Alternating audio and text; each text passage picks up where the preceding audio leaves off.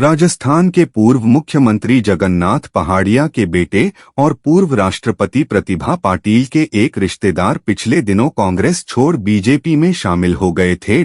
ऐसी खबरें हैं कि करीब 25 ऐसे ही और चेहरे बीजेपी में शामिल हो सकते हैं। इनमें 2 मंत्रियों के परिवार समेत कई निर्दलीय और पूर्व विधायक शामिल हैं। राजस्थान विधानसभा और लोकसभा चुनाव जैसे जैसे नजदीक आता जाएगा, पार्टियों में नेताओं के आने जाने या निष्ठा बदलने का दौर बढ़ता जाएगा। बीजेपी उन लोगों को फिर अपने खेमे में लाने की कवायद कर रही है जो किसी कारण से पार्टी छोड़ गए थे। इनमें पूर्व सांसद मानवेंद्र सिंह, पूर्व मंत्री रहे सुरेंद्र गोयल, पूर्व विधायक विजय बंसल, देवी सिंह भाटी, पार्टी से निष्कासित चल रहे रोहिताश शर्मा और निर्दलीय विधायक ओम प्रकाश हुड्डा के नाम चर्चा में हैं। पार्टी सूत्रों का कहना है कि समय समय पर कार्यक्रम आयोजित कर उनकी घर वापसी करवाई जाएगी। नेताओं के अलावा रिटायर्ड अफसर और प्रोफेशनल्स को भी पार्टी में शामिल किया जाएगा। यह भी बताया जा रहा है कि रणधीर सिंह भिंडर को भी पार्टी के पक्ष में लाया जा सकता है। पार्टी में शामिल नहीं होने की स्थिति में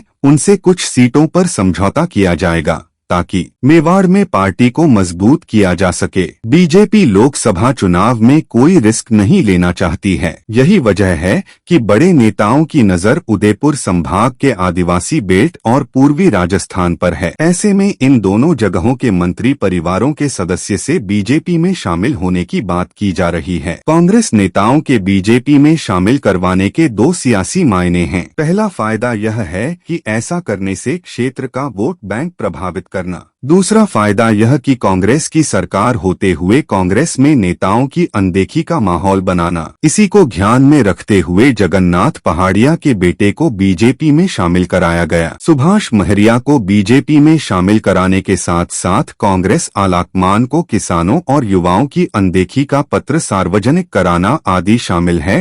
इधर प्रदेश के विधानसभा चुनाव को लेकर अब भाजपा के स्टार प्रचारकों ने भी मोर्चा संभाल लिया है। भाजपा के पूर्व राष्ट्रीय अध्यक्ष और देश के गृह मंत्री अमित शाह मरुधरा के दौरे पर आ रहे हैं। अमित शाह इस बार सत्ता का रास्ता कहे जाने वाले मेवाड़ में चुनावी शंखनाद करेंगे। अमित शाह के दौरे को लेकर भाजपा ने युद्ध स्तर पर तैयारी को शुरू कर दी है। इसके लिए अलग अलग बैठकों का आयोजन किया जा रहा है। उसमें सभी की व्यक्तिगत जिम्मेदारी तय किए जा रही है। दक्षिणी राजस्थान के आदिवासी बाहुल्य इलाके से अमित शाह चुनावी शंखनाद करेंगे। इसके लिए भाजपा ने तैयारियां जोर शोर से शुरू कर दी हैं। भाजपाई सभा को भव्य और दिव्या बनाने के लिए हर प्रयास कर रही है। इसके लिए भाजपा के पदाधिकारी ने मोर्चा संभाल लिया है। साथ ही अलग अलग जिम्मेदारियां भी दी जा रही है। विगत दिनों हुई बैठकों की पूर्ण जानकारी संगठन महामंत्री के समक्ष प्रस्तुत की बनाई गई योजनाओं और व्यवस्थाओं का सिलसिलेवार ब्यौरा उनके सामने रखा गया। विभिन्न प्रकार के कार्यों के निमित्त विभिन्न प्रकार की कमेटियों का गठन भी किया गया, जिसमें पदाधिकारियों के जिम्मे अलग अलग व्यवस्थाओं को सौंपा गया। बैठक में पार्टी के शीर्ष स्तर के सभी पदाधिकारियों ने केंद्रीय गृह मंत्री के 30 जून को होने वाले लोकसभा स्तरीय महासम्मेलन, जिसमें 8 विधानसभाओं के बूथ स्तरीय कार्यकर्ता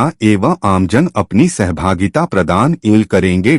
आदिवासियों को साथ देंगे। अमित शाह दक्षिणी राजस्थान के 28 विधानसभा सीट वाले इस इलाके में अमित शाह का यह दौरा कई महीनों में खास है, क्योंकि मुख्यमंत्री अशोक गहलोत भी विगत लंबे समय से मेवाड़ वाकड़ पर अपनी विशेष नजर बनाए हुए हैं। गहलोत पिछले लंबे समय से दर्जनों दौरे कर चुके हैं। गहलोत लगातार आदिवासियों के आस्था का केंद्र कहे जाने वाले मानगढ़ धाम का मुद्दा भी प्रमुखता से उठा रहे हैं। गहलोत अपने भाषण में यह भी कह रहे हैं कि मानगढ़ धाम को लेकर वह विकास का काम करेंगे। दरअसल प्रधानमंत्री मोदी मानगढ़ धाम आए थे।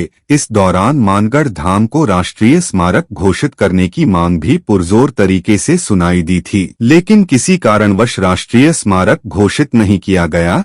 तब से ही मुख्यमंत्री गहलोत इस बात को बार बार उठा रहे हैं। इतना ही नहीं, गहलोत आदिवासियों को साधने के लिए अपना जन्मदिन भी आदिवासियों के बीच मनाया था। ऐसे में भाजपा अब उदयपुर में विशाल जनसभा के माध्यम से सियासी संदेश देगी।